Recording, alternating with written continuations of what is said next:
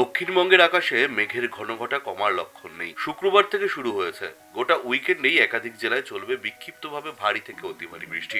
কলকাতা, হাওড়া, হুগলি, বাঁকুড়া থেকে পুরুলিয়া বাদ যাবে না প্রায় কোনো জেলাই।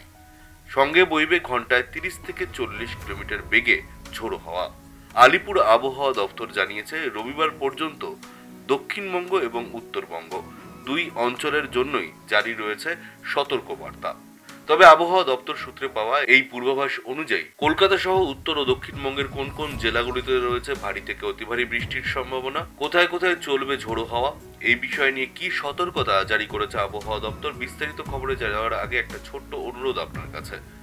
ভিডিওটিতে একটি লাইক করবেন এবং আপনি এই চ্যানেলটিতে নতুন হলে চ্যানেলটিকে সাবস্ক্রাইব করে পাশের বেল বাটনটি বাজিয়ে দেবেন পরবর্তী খবরগুলো সবার আগে দেখার জন্য। শুক্রবার সকাল থেকেই মেঘলা থাকবে দক্ষিণবঙ্গের আকাশ। পূর্ব ও পশ্চিম বর্ধমান, বীরভূম, দক্ষিণ 24 পরগনা, পশ্চিম মেদিনীপুর, বাঁকুড়া, পুরুলিয়া, হাওড়া এবং হুগলিতে ভারী বৃষ্টির প্রবল সম্ভাবনা রয়েছে। শনিবার ভারী বৃষ্টির সতর্কতা রয়েছে অন্তত 10টি জেলাতে। বাঁকুড়া, পুরুলিয়া, পূর্ব ও পশ্চিম বর্ধমান, পূর্ব ও পশ্চিম মেদিনীপুর, ঝাড়গ্রাম, হাওড়া, হুগলি এবং দক্ষিণ 24 পরগনায়। এই দিন পুরুলিয়া, বাঁকুড়া, পশ্চিম মেদিনীপুর এবং ঝাড়গ্রামে ভারী বর্ষণের সম্ভাবনা সবচেয়ে বেশি। কলকাতায় শুক্রবার থেকে বৃষ্টির প্রকোপ বাড়তে পারে। বজ্র বিদ্যুৎ সহ হালকা থেকে মাঝারি বৃষ্টির পূর্বাভাস রয়েছে শহরে। বৃহস্পতিবার সকালে শহরের সর্বনিম্ন তাপমাত্রা ছিল 26.7 ডিগ্রি সেলসিয়াস।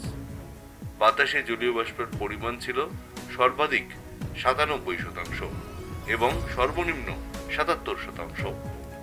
শুক্রবারও শহরের তাপমাত্রা এবং আর্দ্রতার মানচিত্রে বড় কোনো পরিবর্তনের সম্ভাবনা নেই। উত্তরবঙ্গের জলপাইগুড়ি, কোচবিহার, আলিপুরদুয়ার, দার্জিলিং এবং কালিম্পং জেলায় ভারী বৃষ্টির সম্ভাবনা রয়েছে। শুক্রবার সবচেয়ে বেশি বৃষ্টিপাত হতে পারে আলিপুরদুয়ারে এবং রবিবার জলপাইগুড়ি ও 2 দিনাজপুরে বজ্র বিদ্যুৎ সহ ভারী বৃষ্টি হতে পারে বলে জানিয়েছে হাওয়া অফিস। আবহাওয়া দপ্তরের পরামর্শ, টানা বৃষ্টিতে জল জমা, নদী ও নিচু এলাকায় প্লাবনের আশঙ্কা তৈরি হতে পারে। নাগরিকদের জন্য তাই সতর্কতা জারি করা হয়েছে। অপ্রয়োজনে বাইরে বেরোনো এড়িয়ে চলাই ভালো।